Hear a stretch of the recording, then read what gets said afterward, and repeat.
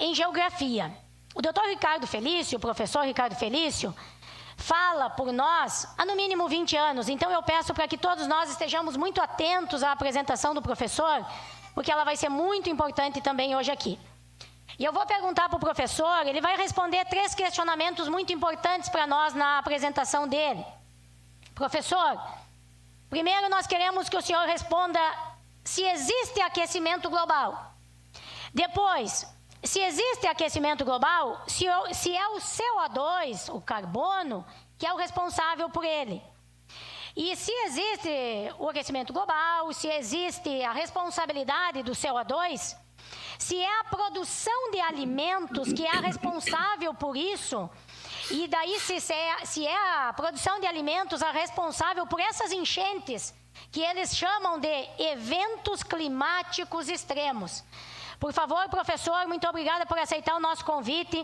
Seja muito bem-vindo, o povo da Serra, o povo do Rio Grande do Sul é muito grato ao seu trabalho também, assim como o trabalho do professor Hermes. Seja bem-vindo, boa tarde, e a palavra está com o senhor. Obrigado pelo convite a todos. Eu gostaria que vocês colocassem a minha apresentação, que já está aqui disponível.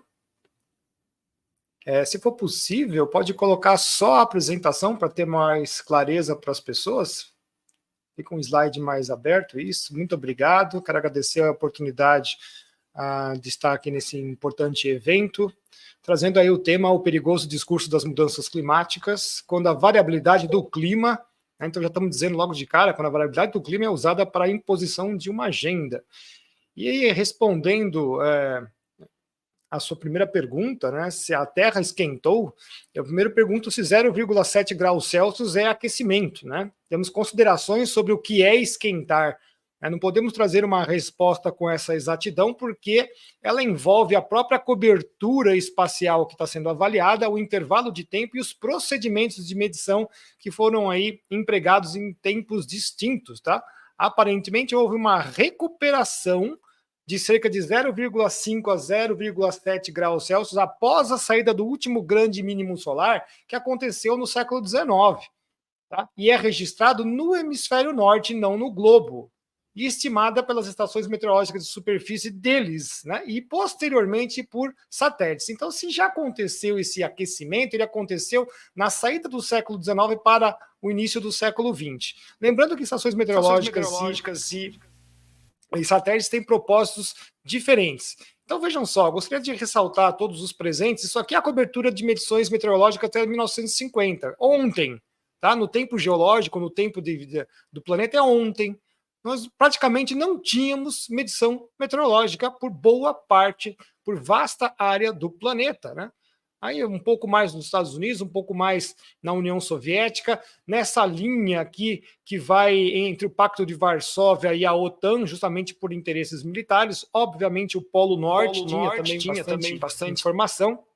Em alguns lugares como Índia, exatamente por causa das conquistas ainda britânicas. O resto do mundo praticamente você não tinha nada, Hemisfério Sul, África, oceanos, Antártida, né? Então você não tinha nada de observação. Então até 1978, o que nós tínhamos de informação vinha dessas estações meteorológicas de superfície, que tem aí altitude, uma altura geométrica de 2 a 10 metros, algumas radiosondagens, tá? Isso aqui pegava toda a troposfera, praticamente nada sobre os oceanos, a maior parte em cima da parte continental. De 78 a 1990, então 78 nasce a era dos satélites, em dezembro você começa a ter medições também por satélites, conseguiram dividir a troposfera em 3 camadas, surgem aí as boias meteorológicas nos oceanos com as estações automáticas de superfície, aumenta consideravelmente o número de estações, mas interessante que a partir de 1990, então em 1991, há simplesmente um desmonte das estações meteorológicas de superfície do planeta inteiro. Mais de 80% das estações meteorológicas de superfície foram desligadas, desativadas. Então muitas estações em lugares frios, como por exemplo na Sibéria, foram desmanteladas. Lembrando que a União Soviética cai em 1990 e 1991. Tornando, então, a medição meteorológica de temperatura, que tem um outro tipo de propósito, feito muito mais por satélites. Inclusive, estão concentrando, monopolizando, então, a informação desse tipo, né? Porque são poucos que têm satélites. Isso aqui é importante da gente ressaltar. Então veja só que interessante também, essa era dos satélites nasce no período quente moderno. Tá? Então, a 1978, 79, começa a era dos satélites, é justamente o período que a Terra está mais quente. E isso aqui foi, então, reduzindo a temperatura, por isso que apareceu um hiato de aquecimento de cerca de 20 anos. Então, veja só, como é que pode? Se o CO2 só sobe, como é que as temperaturas, de repente, de 1998 até 2015, simplesmente pararam em alguns lugares, diminuíram? Né? Então, pontos notáveis aqui que nós temos é por causa de El Niños, então 98, 2015, 2016, e o atual, que está dando aí cerca de 1 grau de diferença da média do planeta. Então, veja só como um fenômeno oceânico atmosférico tem muito mais força de fazer qualquer coisa do que os seres humanos, como eles alegam, e muito menos do CO2, porque se o CO2 só sobe, como é que as temperaturas não acompanham? Né? Isso é uma coisa que a gente tem que ressaltar. Então, se é que a Terra realmente esquentou, tem que levar em consideração o tamanho da Terra e qual é o aquecimento. Porque nós temos que lembrar que a Terra tem 510 milhões de quilômetros quadrados dos mais variados tipos dominantes de coberturas. Né? Só o mar tem 319 milhões de quilômetros quadrados, gelo, terras áridas. Então, você dizer que essa infinitesimal e, inclusive, suposta variação de temperatura de 0,7 graus Celsius é aquecimento, frente ao tamanho da Terra, significa simplesmente desconsiderar a variabilidade desse parâmetro. Ou seja, estou descartando o pilar mais elementar da ciência climática ao criar o conceito equivocado de que o clima é estável, que tudo é estável. Não, porque o clima considera a ele mesmo variável, né? Então, a sua definição mais básica, mais basilar de clima pode ser definido como um estado habitual da atmosfera, portanto, não é completamente estável, né? Verificado por uma recorrência ou padrões e parâmetros meteorológicos físicos que descrevem essa parte da atmosfera, porque está muito associado aos lugares, onde é observado, então, uma interação escalar da atmosfera sobre determinada superfície do planeta. Está ligado por conexões e influências dinâmicas dos setores vizinhos. E o principal, apresentando, então, uma distribuição e adensamento, palavras preciosas para a geografia, né, de fenômenos com possíveis tendências e ou variações periódicas. Então, o próprio clima está dizendo que ele varia. Então, se você pegar o tamanho do planeta e falar que mudou 0,7 graus Celsius, e isso aconteceu 2 vezes no último século, no século XX, significa que você não está mais aceitando que o clima possa mudar. E o interessante é que tem outros fatores mais importantes, por exemplo, que os oceanos ficaram 0,65 graus Celsius mais quentes até o ano 2000, por causa do quê? De insolação. Então, eu vou bater muito nessa tecla aqui na apresentação, que eu tenho que ser, inclusive, bastante rápido, né? A insolação é a radiação solar incidente, é a onda curta que chega. Então, se chega mais radiação no planeta Terra por determinados fatores, aumenta a temperatura. Tá? Então, a suposta recuperação global de temperaturas que nós tivemos aí no início do século XX, tá? Ainda é menor que os períodos anteriores, do minoano, romano e medieval. Então, veja só, as temperaturas médias do ar global estão aqui, ó. E esse aqui é o nosso período interglacial atual, quando a Terra não vira uma bola de sorvete, quando a Terra não vira uma bola de gelo. E a gente ainda nem sabe se esse nosso período acabou em 98 ou não, nós estamos esperando ainda o fim do El Niño de 2024. Então, a nossa temperatura atual está aqui, né? Então, bem abaixo ainda das outras que nós tivemos recentemente, nos últimos 2, 3 mil anos. E vale ressaltar que esse nosso período interglacial começou muito mais quente no início e vem resfriando no seu final. Tá? Agora, temperaturas dos outros interglaciais, os 3 últimos, foram de 6 a 10 graus superiores às atuais. E aí vem a resposta para a segunda pergunta da senhora Márcia, se o CO2 fez isso? Não, porque essas temperaturas aumentaram cerca de 1000 anos antes de subir a concentração de CO2. Né? Então isso aqui é muito esquisito. E, portanto, eu começo a mostrar quais são os objetivos da minha apresentação respondendo essa primeira pergunta. Porque apresentar que existe uma fragilidade dessa hipótese de aquecimento global e a discrepância do tema de chamar isso de mudança climática, quando a própria ciência climática já antecipa essa variabilidade natural. Então, temos que demonstrar que não existe uma emergência climática, principalmente com 0,7 graus Celsius. E nunca existiu na história do planeta quando as temperaturas estiveram maiores. Pelo contrário, quando a temperatura está maior, o planeta tem mais abundância. Tá? Mas então que isso aí serve, né, essa distorção científica serve apenas para legitimação de ações geopolíticas e aceite de imposições de agentes internos e externos que refletem sobre a soberania e o desenvolvimento do Brasil. Nós estamos falando, então, da população e sistemas produtivos, as forças produtivas do nosso país, chegando, inclusive, dada a responsabilidade do Brasil, a comprometer a existência de boa parte da humanidade. Isso aqui é muito sério, isso é muito importante. E aí eu tenho que trazer a hipótese, e é claro que nesta imagem, né, é o helicóptero que está poluindo o planeta Terra todo, né? Não é o vulcão que vocês estão vendo aí. Então, na equação lógica dessa hipótese que esse pessoal apresenta e vende ao mundo, eles estão dizendo que a elevação de CO2 implica na subida, na elevação de um tal de efeito estufa que acontece na atmosfera, que isso aqui implica que vai subir a temperatura do ar global média e que isso implica que só teremos problemas de todas as ordens e na sociedade, no mundo inteiro. Eles não conseguem ver nada positivo. E ainda por cima, atrelam, né, quando a temperatura não sobe, quando acontece alguma outra coisa, vai para um coringa chamado aí mudança climática.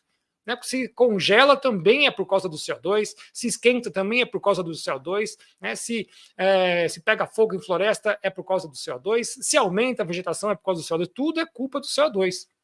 E aí atrelam essa elevação do CO2 à sua vida, que tem melhorado desde o final do século XX, o seu consumo que aumentou, a sua sobrevivência e a sua existência, né? Então, estou colocando até nesse patamar assim do âmago da vida dos seres humanos. O problema é que essa suposição equacionada ela é muito simples, a gente consegue desenvolver em 4 blocos, só que ela possui elementos de altamente complexos, inclusive que eles não têm essas relações como eles estão colocando aqui. E é justamente nisso que reside aí a sua fragilidade. Cria uma relação que é inexistente de atribuição, só para falar de CO2, por exemplo, a gente ficaria uma vida. Né? Então, cria uma relação inexistente de atribuição entre fatores altamente divergentes. Veja só, o fato de usar um coringa como mudança climática já mostra que a coisa não é como eles falam. E eu sempre ressalto qual é a constituição da atmosfera, porque eu vi muitos políticos, inclusive nos Estados Unidos, a gente vê esses vídeos por aí, né, perguntando quanto que nós temos de CO2 na atmosfera. Alguns falando, nós temos 5%, 2%, 10%, alguns chegaram a falar 20%. Pois é, quando você olha a constituição da atmosfera nos 80 quilômetros, né, principais da primeira lâmina, que a gente chama que é praticamente estável, você não encontra o CO2, você encontra 78% de nitrogênio, 21% de oxigênio, 0,93% de argônio, e você não encontra o CO2. Por quê? Porque ele está dentro dos traços. Nem posso dizer que ele realmente é um constituinte atmosférico, porque ele está lá sujando a atmosfera, sujando com bastante aspas, né? Ele é um gás traço. E para quem já assistiu minhas palestras de 20 anos atrás, a concentração era de 0,033%, e tem subido, mas quanto que tem subido? Bom, na literatura se aceita de 0,035 a 0,038. Aqui eu vou favorecer o pessoal falando que é 0,38. Tá? E como é que eu leio esse número? Significa que se eu tenho 1 milhão de moléculas, 380 são de CO2. Então, o CO2 é um gás raro, ele é escasso na atmosfera. E veja, ele é um gás de suma importância que nós vamos falar aqui.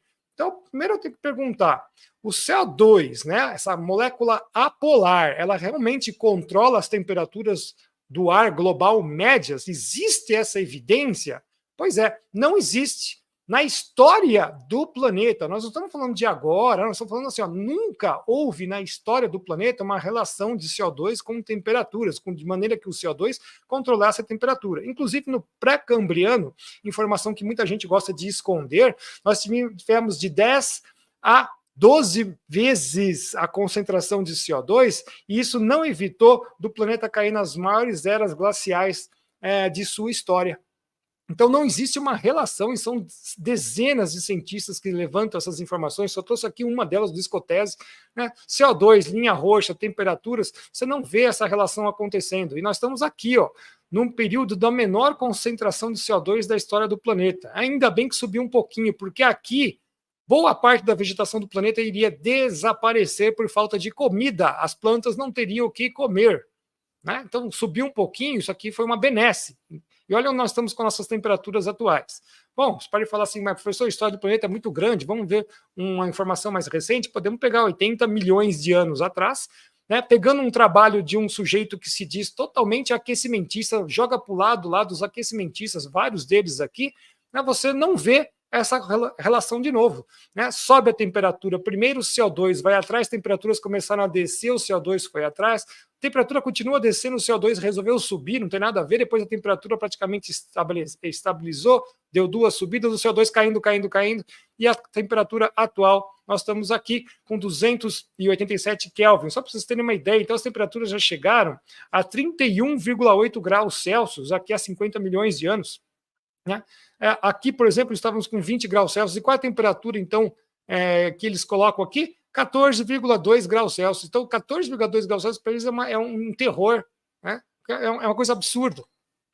Está aqui de novo, pegando os cilindros de Vostok, né? A temperatura sobe primeiro, CO2 vai atrás, temperatura baixa, CO2 vai atrás. Então, na média, o CO2 aumenta e diminui 800 anos depois que a temperatura assim o faz. Eu gosto de colocar aqui a fala do professor Ian Clark, que é geólogo. Não podemos dizer que o CO2 vai dirigir as mudanças climáticas, porque certamente nunca fez isso no passado. Não tem registro na história do planeta. Isso aqui é a nossa era interglacial atual, como eu mostrei para os senhores, elevação abrupta da temperatura na chegada do Holoceno a 11.000 anos, 11.500 anos atrás até 9.000 anos, sobe absurdamente a temperatura, só que o CO2 cai. O CO2 simplesmente foi embora, desceu. O ótimo climático do Holoceno. Então nós estamos aqui com as temperaturas mais elevadas no início dele e caindo. Essa aqui é a temperatura atual. Como é que isso aqui pode ser algum terror? Nós estamos mais frios do que começamos, né? O CO2 cresceu aqui, graças a Deus, tem que ter mais CO2, né? Eu mostro para vocês que ainda estava muito baixo, chegou a 260 partes por milhão, quer dizer, praticamente ia extinguir boa parte das plantas do planeta. Subiu aqui, que isso aqui é o que salvou, né? Então, eu poderia chegar e ficar mostrando informações, mas é mais interessante pegar do próprio IPCC. Para quem não conhece, o IPCC é o painel do clima, como o professor Hermes falou, existem vários organismos internacionais, o IPCC é o painel do clima, e o próprio IPCC confessa que as variações do dióxido de carbono ao longo dos últimos 420 mil anos seguiram amplamente a temperatura antártica, tipicamente de vários séculos a um milênio. E o pior, eles mesmos confessam, concluindo, a explicação para as variações glaciais e interglaciais, ou seja, período frio para o período quente de CO2, permanece como um difícil problema de atribuição. O que eles estão dizendo aqui, ipsiliteris, é que nós não conseguimos relacionar o CO2 controlando as temperaturas, mas nós observamos que as temperaturas variam primeiro e o CO2 vai atrás. Só que eles têm que usar, como o professor falou, eufemismos, retórica, para não mostrar a verdade. Mas a verdade está aqui. Então, a segunda evidência que nós temos que perguntar, o CO2, essa molécula polar, consegue controlar o macroclima terrestre? Ou seja, você fala que o CO2 humano é mais poderoso do que o Sol, que os oceanos, que os vulcões. Isso aqui é atividade solar. A gente percebe que toda vez que o planeta Terra resfriou ou ficou com temperaturas muito baixas, a atividade solar diminuiu, mínimo de Dalton, ao final da pequena era do gelo, e nós estamos agora nesse período aqui. Isso aqui era uma projeção que foi feita no início do século XXI, né? Então estava o nosso período quente moderno, agora estavam projetando que o ciclo 25 seria muito baixo, né? Graças a Deus tivemos o quê? O Sol manteve essa atividade um pouquinho mais elevada e ele estendeu esse período quente moderno um pouquinho mais, tá? Então o ciclo 25 foi um pouquinho mais elevado, tá aqui a temperatura, porque eu quero mostrar a atividade solar, porque eu quero mostrar que só porque baixou esse período todo aqui, né? Em 2021 nós tivemos as marcas recordes de frio na Antártida, que também, através de eufemismos e retórica, eles quiseram esconder isso da grande população. Nós estamos agora nesse momento aqui de atividade, então está muito parecido com o ciclo 24, que estendeu um pouquinho mais o nosso período quente, porque senão as temperaturas teriam caído drasticamente. E é interessante que o pessoal do IPCC sabe muito bem disso, porque o que eles fizeram? Eles pegaram como referência as temperaturas o período em que o planeta estava mais frio, né? Então, a referência de temperatura do IPCC é quando o Sol estava com uma atividade mais baixa, de 1850 a 1900. Bom, aí é covardia, né? Porque você sabe que a atividade solar vai subir, que as temperaturas vão subir, está aqui, né? A atividade subindo, as temperaturas sobem, né? Não tem nada a ver com o CO2, inclusive o CO2 vai subir depois, e você usa esse período de referência, o período que está frio da Terra, né? E será que tem relação a temperatura com as anomalias de temperatura e com a temperatura dos oceanos e tudo mais? Está aqui, ó, a duração do ciclo solar, né, e as anomalias de temperatura. São trabalhos antigos, isso não é novidade. Isso não é novidade. Quanto mais o Sol está ativo, que os ciclos solares são menores, né, a atividade dele está intensa, temperaturas ficam mais altas. Né? Aqui a reconstituição que vem desde de Galileu Galilei, feita por Svalbard. Né? Você pega lá as manchas solares que dizem o quanto que o Sol está ativo e quanto que as temperaturas, né, a anomalia de temperatura, quanto elas diminuem ou aumentam conforme a atividade solar. Então, existe uma correlação direta, professor? Não, existe uma covariação, porque o clima não é só Sol. Existe toda uma interação entre as nuvens, os oceanos, os vulcões que podem acontecer. Mas veja só que a curva da atividade solar, ela se encaixa muito melhor com anomalias das temperaturas. Né? Então, aqui nós pegamos uma região sensível como o Ártico. Agora, só tomando muita cachaça para que a curva do CO2 encaixe nas anomalias de temperatura do Ártico. Não encaixam. Então, a covariação com o Sol ela é muito mais assertiva. Quando você vai para os oceanos, aí a coisa é mais fundamentada. Número de manchas solares com temperatura global, superfície dos oceanos, lá do século XIX, tá? Bastante, muito assertiva e mais assertiva ainda no final do século XX, porque tínhamos mais instrumentos de medição, inclusive com satélites. Cinzas vulcânicas são grande coringa, você nunca sabe quando vai explodir um vulcão e como as temperaturas caem. Né? Então, aqui, por exemplo, o Pinatubo, que vai fazer agora 33 anos que teve atividade, entrou em erupção dia 15 de junho de 91, baixaram as temperaturas. E, é claro, as nuvens são as coisas mais maravilhosas que nós temos, porque elas controlam simplesmente de 1/4 a 1/3 do balanço de energia total da Terra. Não é só balanço de radiação, é um balanço de energia total do planeta Terra. Tá? Que é um balanço bastante variável, retém bastante infravermelho, refletem a onda curta, que é o processo radiativo que é momentâneo. E olha só que interessante, no sistema climático real, elas têm um sinal negativo, principalmente as nuvens baixas. Para os computadores, os modelos de IPCC têm positivo. Então, eu sempre faço a minha grande pergunta, quem está errado, o mundo real ou o IPCC, o painel do clima? Né? Você tem que sempre fazer esse tipo de questionamento. E elas realmente controlam as temperaturas, está aqui, né? É uma informação que também já é antiga, não é de agora. Diminuiu a cobertura de nuvens pelo planeta, o que acontece? Aumenta a insolação, chega mais radiação solar na superfície, aumenta as temperaturas. É nessa relação. E hoje, a partir do século XXI, a gente já sabe a divisão de nuvens que foi feita, que o controle é muito mais das nuvens baixas. Agora, será que realmente o CO2 tem alguma interferência nisso? Bom, é interessante que o próprio IPCC faz aí uma relação dos fluxos de CO2, né? A maior parte desse fluxo que vai para a atmosfera vem dos oceanos, 90 gigatoneladas. E o fluxo total é de cerca de 210 gigatoneladas. Tem um erro nessa variação que pode ser de 20%, né? 42 gigatoneladas para mais ou para menos. Os humanos estão classificados como 4,1. Mas como eles descobriram que esse valor não é suficiente para fazer qualquer coisa, eles começaram a chutar outros números. 7 gigatoneladas, 30 gigatoneladas, né? Já vi gente chutando 30 gigatoneladas em 1979. Mas nós vamos fazer contas com esses valores, porque se você pegar a elevação mais alta de CO2 que foi registrada na estação de Mauna Loa, no Havaí, né? E é interessante que essa estação de Mauna Loa, nós temos que trazer aqui para os presentes, para todos que estão assistindo, ela foi instalada nessa posição justamente para entender qual era a contribuição de CO2 natural do oceano. Então ela está sendo utilizada como uma estação de medição para falar quanto que os seres humanos contribuem de CO2, quando ela foi projetada para fazer exatamente o contrário. Então é um claro desvio de função. E quanto que subiu o CO2 nessa estação? Só de Mauna Loa era uma aula de 30 minutos para falar sobre esse assunto. Inclusive o professor Ian Plimer, que é geólogo australiano, fala que existe uma severa edição de dados nesse lugar e que 80% dos dados são descartados por contaminação de um vulcão, porque está do lado de um vulcão. Mas a elevação suposta e suspeita vai da fração de 0,033, o valor que eu falei para vocês que é de referência do Ano Geofísico Internacional, para 0,041 em 2020. Ou seja, variou aí 0,008% em 65 anos.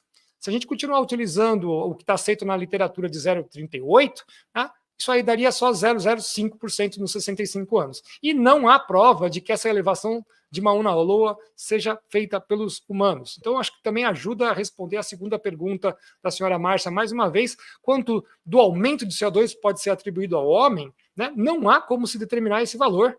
com qualquer certeza. Portanto, os valores atribuídos às atividades humanas são estimativas grosseiras, avaliadas sem embasamento científico. E a gente vai ajudar esse pessoal que gosta de fazer essas estimativas a fazer essas contas. Porque se você considerar o fluxo total de 210 gigatoneladas anuais, se a correta estimativa nossa é de 4,1 gigatoneladas, nós mudaríamos em 65 anos esse valor que vocês estão vendo aqui, ó, 3 zeros mais o número 1, certo? Como subiu 0,008 em 65 anos, esse número não encaixa aqui, ele não fez parte disso, portanto, né, pelo valor escalar, não há contribuição humana. Mas eu vou facilitar a vida desses caras, tá? Eu vou pegar as 30 gigatoneladas e vou multiplicar por 65 anos, como se há 65 anos atrás a gente continuasse fizesse emissões de 30 gigatoneladas. Totalmente, estou forçando bem a barra para eles. O que aconteceria? Subiria 0,001. Ah, agora então eu estou aquecendo o planeta. Não, porque 0,08 é o total de 65 anos. Você tem que descontar isso. Então, a teórica contribuição humana seria de 0,01, né? Isso significa que 0,007 continuam sendo naturais, né? Então, a parte natural é de 87,5%.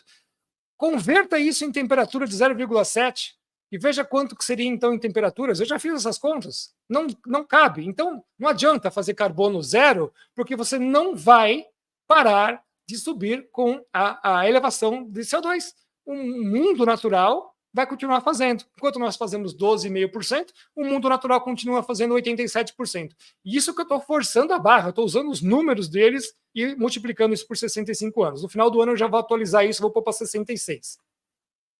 E a gente vê, né, essa informação interessante que eu esperei completar 40 anos da série de imagens de satélite feita para tirar as temperaturas, né? Nós temos, então, desde dezembro de 78 até dezembro de 2023. Essa aqui é a resposta de aquecimento, né, que eles trouxeram nesses 40 anos. Eu quero mostrar para os senhores o seguinte. Primeiramente, já descarta esses brancos, esses amarelinhos claros e esses azuisinhos claros. Porque 0,05, positivo ou negativo, de variação, isso é erro instrumental. Né? Então, a temperatura que sobe 0,1 a cada 10 anos, a cada 20 anos, diminui 0,1 a cada 20 anos, só que é erro instrumental. Sobrou as partes amarelas mais claras e mais escuras e os azuis mais escuros. Né? Aí eu pergunto, por acaso o CO2 então agora é seletivo onde vai aquecer? Porque eu queria ter essa informação. Aonde que ele aquece? Né? Não, ele não aquece em lugar nenhum, porque nós estamos aqui delimitando os grandes sistemas atmosféricos que ficam nessas regiões. Né? Então, veja só, os anticiclones que dão a volta no hemisfério sul inteiro estão aqui presentes. Né? Por que tem essa mancha aqui? Porque nós temos a corrente de Humboldt, que é fria. Aqui nós temos uma nebulosidade permanente. Aqui nós temos a corrente circumpolar antártica, que passa por esse afunilamento e espalha águas frias. Aqui os dipolos quentes e frios. Temos regiões desérticas, aqui é continentalidade, regiões desérticas, anticiclone de novo, deserto de Gobi, anticiclone siberiano, deserto do Atacama. Então, eles não estão medindo absolutamente nada de temperatura, eles estão medindo a variação dos grandes sistemas atmosféricos. Então, a tendência de aquecimento dos grandes sistemas meteorológicos é tão insignificante nesses 40 anos que eles precisaram ser medidos em décadas. Então, eles estão falando assim que está subindo 0,1 grau Celsius por década. Tá? Então, isso aqui é muito suspeito. Os satélites medem a temperatura da troposfera por resultante de processos na sua estrutura vertical. Tá? Os satélites têm medido, então, a variabilidade desses grandes sistemas dinâmicos. Eles não estão medindo absolutamente nada de aquecimento global, de relação de CO2, de porcaria nenhuma. É a presença de radiação solar e a atividade de nuvens. Tá? Então, isso resulta em temperaturas. E a gente sabe que a cobertura de nuvens veio decrescendo até o presente momento. Continua caindo, não só começou essa queda, né, já está em 2% desde o final do século XX, mas continua. Então, se você reduz a nebulosidade, você então tem uma implicação de aumentar a insolação, a radiação de onda curta. Né? Esse saldo positivo de radiação de onda curta implica num aumento de radiação de onda longa emitida. Não tem nada a ver com o CO2, porque eles falam que a radiação de onda longa que está aqui é por causa do CO2. Não, esse saldo está maior porque chegou mais radiação na superfície da Terra. E essa rasa elevação, isso é muito pouco, são 0,1 por década, sensibiliza os satélites, né, de forma de temperatura e considera, então, os processos de superfície que estão ocasionados por esse saldo positivo de onda curta. E eu tenho que lembrar que a troposfera superior, que os satélites também medem, continua fria. Então, temos essa informação, porque o IPCC, nas suas simulações de computador, falam que existe uma mancha quente aqui, né? Então, na média troposfera, na alta troposfera, tem uma mancha quente aqui. Os modelos fazem isso daqui. Só que quando você faz radiosondagem e perfila a atmosfera com satélites, você não encontra essa mancha quente. Então, mundo da fantasia, mundo real. De novo, eu faço a pergunta para todos os que estão nos assistindo. Quem está certo, o mundo real ou o mundo da fantasia? Vou fazer sempre essa questão. Então, o CO2 nunca, né, vamos aqui fazer um resumo rápido, o CO2 nunca controlou as temperaturas do ar médias globais na história do planeta, né, e muito menos o clima. As atividades humanas são tão insignificantes no ciclo do carbono, né, o clima não é estável, mas ele é variável, e a temperatura do ar não significa clima. Tá? Digo que a temperatura do ar é tal coisa, estou dizendo que o que acontece no clima, isso não é. E o pior de tudo é que o CO2 não é um gás poluente. Não é um gás poluente. Então, só para lembrar que o CO2 é responsável por fazer comida. Né? Então, sem CO2, como a gente mostrou lá, na história do planeta caiu tanto o CO2 que ele assumiu uma boa parte da vegetação do planeta. Subiu um pouco mais, né, melhorou, salvou essas plantas. E o interessante que, como você também tem satélites meteorológicos, você também começou a ter satélites ambientais. E em 1982, começam a ter uma série de satélites ambientais de maior resolução. E veja só, né, publicação de 2013 mostrando que essa ínfima subida de CO2 que nós temos, que saiu de 0,33 para 0,38, foi suficiente para aumentar a folhagem no planeta inteiro. O planeta está ficando mais verde. Eles gostam de esconder essa informação. Então, 2013, continua essa tendência. 2016, publicado outros trabalhos, né, com dados até 2015. E, pasmem, os senhores que são da agricultura, também está acontecendo isso para a produção agrícola. Então, é a fertilização por carbono também para a agricultura. Então, você começa a entender por que tem que tirar o carbono da atmosfera. Porque você está tendo uma fertilização que não custa nada. Ela vem pelo ar. Eles não querem isso. Né? Eles querem que seja detido aí as patentes de fertilização, etc. e tal, né? Para que eles possam dominar. Como você tem carbono vindo naturalmente pela atmosfera e isso faz a fertilização, né? Eles não querem. E está lá, ó, as terras agrícolas globais, então agora não é a vegetação natural, é a parte agrícola, estão esverdeadas e as tendências são o dobro da vegetação natural. Quer dizer, a agrícola não só está aumentando, mas está aumentando 2 vezes mais rápido, não só por causa das técnicas agrícolas, mas por causa da fertilização por carbono. O esverdejamento agrícola pode explicar 1/3 do esverdeamento do hemisfério norte. Agora, isso aqui é importantíssimo, principalmente no Brasil. O esverdeamento agrícola das regiões menos desenvolvidas, como é o caso do Brasil, é maior do que nas regiões desenvolvidas. A produção vegetal do Brasil é muito maior do que a deles, né? Por causa de diferenças climáticas e tudo mais. E eles sempre souberam disso. Aqui está no relatório de 2016, né, do Planeta Protegido, que é faz parte de uma ONG misturada com a ONU e tudo mais, e está lá na página 32, que a cobertura mais ampla alcançada em nível regional é para a América Latina e Caribe. Eles gostam de esconder o Brasil no meio dessa situação. Né? 8,5 milhões de quilômetros quadrados, 24% das terras que estão protegidas. Veja só como a América Latina e o Caribe protegem. Só que eles não falam que a maior parte disso é do Brasil. Metade, 2,47, na verdade é muito mais, é 2,55 milhões de quilômetros quadrados dessa área protegida está no Brasil, tornando-se então a maior rede nacional de áreas protegidas terrestres do mundo. O Brasil é o maior. E nesse relatório eles só contaram as unidades de conservação e as terras indígenas, totalizando 30%. Só que é muito mais que isso. E eu coloquei nesse gráfico aqui que vem da Embrapa os 10 maiores países do mundo com 2 milhões de quilômetros quadrados, né, acima de 2 milhões de quilômetros quadrados, estão Austrália, China, Estados Unidos, Rússia, Canadá, Argentina, Argélia, Índia e Cazaquistão. O Brasil, né, 30,2%. O segundo lugar está com 19%. O que a Austrália preserva? O deserto do oeste. A China preserva o Tibete, montanhas geladas, preserva o deserto de Gobi. Né? Estados Unidos, o Alasca, os cactos do meio oeste. tá? A Rússia, as estepes. Então você vai vendo que também existe uma qualidade de preservação aqui que a gente está acima de qualquer um deles. Tá? A Argélia, por exemplo, protege o Parque Nacional do Deserto do Saara. Né?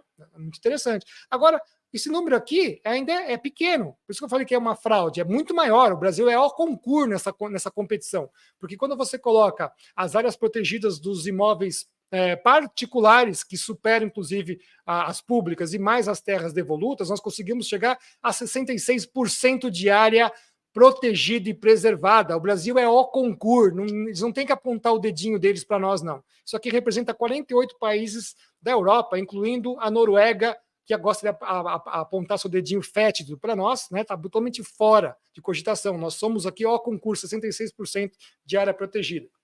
Então, o uso da terra para a agricultura faz a mudança de clima, que foi a terceira pergunta que a senhora Márcia fez para nós. Né? Eu acho assim, pasma, é igual aquela coisa que estavam falando que a árvore faz chuva, né? Enquanto que a gente sabe que a vegetação está lá porque chove. Né? Então, está aqui. Né? Ou é o clima que rege o que será plantado?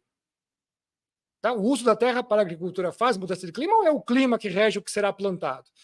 Isso aqui não é informação nova, tá? Isso aqui é do século XIX que eu estou trazendo para vocês aqui, que faz parte do primeiro curso de fundamentos de geografia física. O cara que acabou de entrar na faculdade tem que ter isso. Se ele não tiver isso aqui, está errado. O que significa essa tabela, né? Que foi aqui trazida pelo Pedro de 67, que vem de pesquisas dos russos ainda da época do Império. Né? Simplesmente que o clima é o sujeito que determina um monte de fatores do extrato geográfico.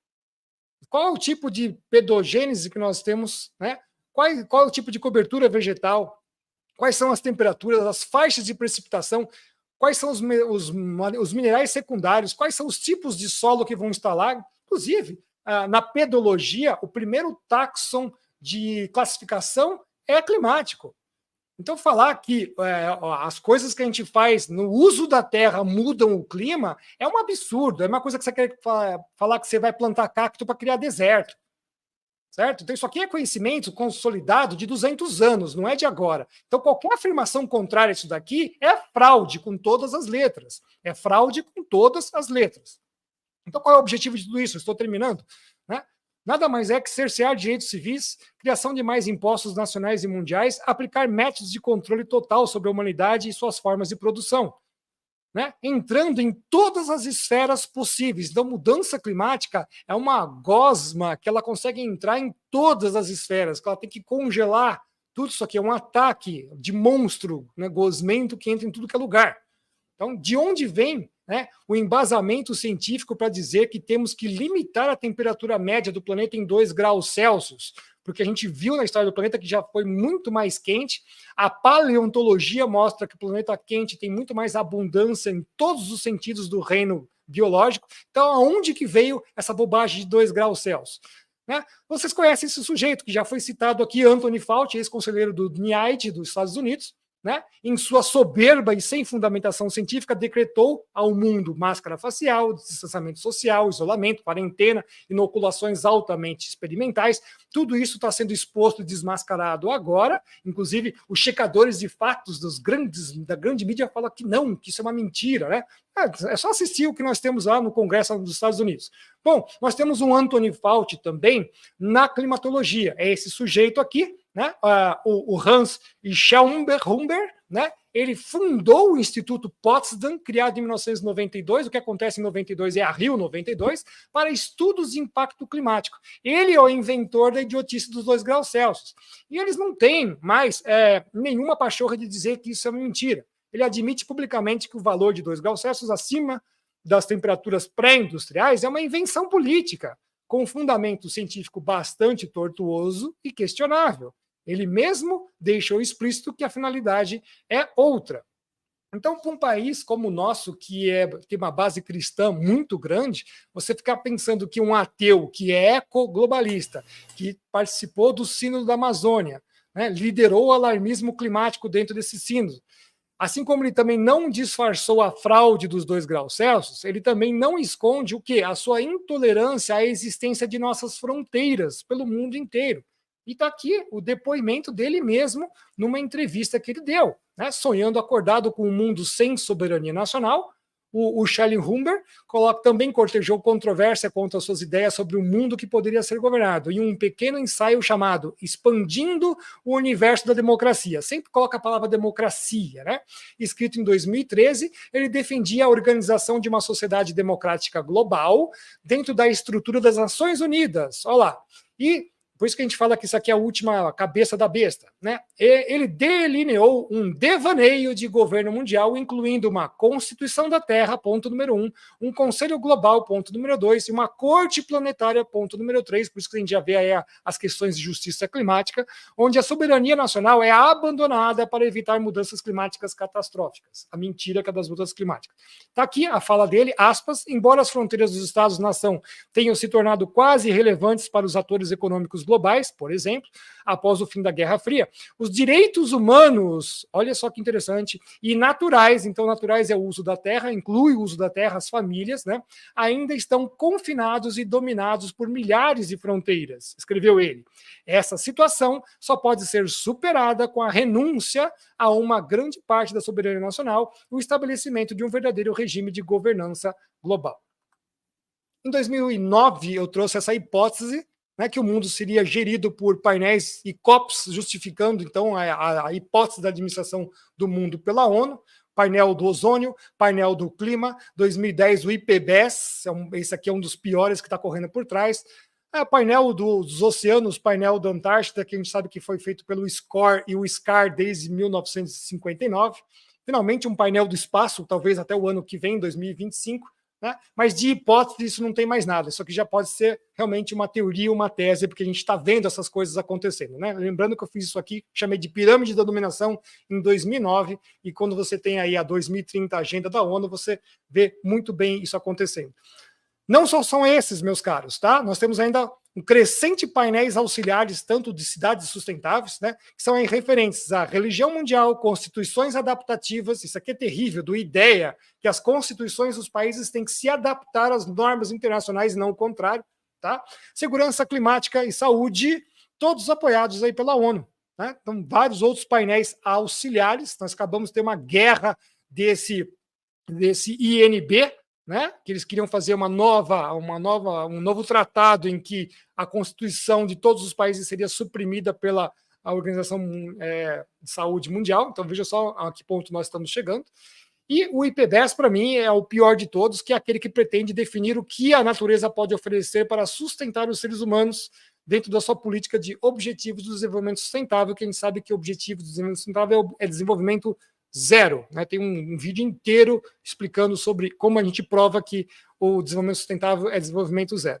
Mas o pior de tudo é que o IPBES está ligado aí com a FAO, que é a Organização de Comida e Agricultura do Mundo, e na sua cópia, essa informação quase ninguém, e no Brasil ninguém sabe, né? Eles também têm COPs igual o clima, mas a sua COP de dezembro de 2022, o IPBES decidiu que 30% das terras emersas deverão voltar a seu estado 100% natural. Ou seja, não tem que ter mais gente lá. Tem que voltar para o estado 100% natural. E isso tem que acontecer até 2030, amanhã. Tá? Então, pergunta-se, como eles removerão as pessoas das terras naturais que são ocupadas hoje? Vou deixar essa pergunta aqui para os senhores. Tá? Enquanto ao clima, nós temos coisas muito perigosas, porque o IPCC também faz simulações que a temperatura do ar global média é em função do IDH, o Índice do Desenvolvimento Humano. E a função é direta. O que eu estou querendo dizer? Se sobe o IDH de um país, sobe a temperatura do mundo. Se baixa o IDH do país, baixa a temperatura do mundo. Então, eu quero que IDHs do mundo inteiro não sejam altos, eu quero que eles sejam baixos. Logo, pobreza é desejável. E, portanto, logo a primeira bandeira que vem da ODS, que é a erradicação da pobreza, ela já não vai ser cumprida. A não ser que você erradique a pobreza de outra forma. E o senhor sabe o que eu estou dizendo. Tá? Só lembrando que a temperatura média do ar global é de 15 graus Celsius atualmente. 15 graus Celsius é frio, não sei onde eles viram que é calor, se o planeta já chegou a 31,8 graus Celsius e tudo correu muito bem. Quero deixar minhas palavras finais, desculpe me estender, mas é impossível 20 anos serem resumidos em 30 minutos, tá? Essa aqui é a minha cronologia de trabalho, desde 2004, quando eu comecei a estudar isso, como falecido professor José Bueno Conte, que 30 anos antes estava falando sobre o processo de desertificação e como eles queriam já fazer isso uma bandeira. Vejam que hoje a desertificação volta também, né? De 2005 a 2016 foi uma incansável apresentação de dados históricos, falsa ciência, demonstrações físicas, etc. Cansei disso de 16 a 20. Fiz um ataque à fraude da hipótese com total falta de evidências, agora o ataque de pontos nevrálgicos que os senhores viram agora aqui, e percebi o quanto que isso era para legitimar questões geopolíticas. A partir de 2021, com tudo o que aconteceu, faço as mesmas coisas, só que eu entendi que tem um terceiro nível nessa disputa, que é a destruição da humanidade e uma guerra espiritual. E a gente sabe disso quando observa que o Brasil, com tudo que ele faz, com tudo que ele preserva, ele produz em 7,8%. A NASA errou, ela colocou 7,6% no relatório, é 7,8%, né? A NASA não acertou, e com isso a gente produz alimentos para 1,5 bilhão de pessoas, portanto, 21% da população mundial. E nesse ponto, é por isso que eu já não estou mais aqui para discutir ciência e geopolítica, porque tudo o que deveria ser dito já foi feito nesses últimos 20 anos. Tá? Eu estou aqui porque preciso, por obrigação, trazer essa palavra a todos que têm o poder nas mãos para decidirem, julgarem e executarem essas ações. Portanto, no meu julgamento final, no meu próprio julgamento final, eu não seria acusado ou responsabilizado de que eu não sabia, que eu sabia e eu não avisei a todos, tá? Então, as ações decisórias que forem tomadas serão de total responsabilidade de quem as tomou, aceitando o que foi dito aqui ou o que foi dito pelos adversários, pois o nosso tempo atual, tudo é preto no branco, né? E ninguém poderá alegar que não sabia das consequências. Afinal, é esse aí o livre-arbítrio. E eu encerro falando isso aqui, ó. Se o nosso Brasil, pela sua abundância, não alimentar o seu próprio povo e não ajudar a alimentar o mundo, e nesta ordem, primeiro o nosso povo e depois a ajuda humanitária para os outros, é nessa ordem o nosso crime de maldição serão muito piores, pois Deus fala e decreta essa abundância. Assim, quem decidir, seja por política ou pela força, apoiar essa mediocridade e escassez à conta de todas as vidas ceifadas será cobrada. Muito obrigado, pela oportunidade. Vamos ficar aí.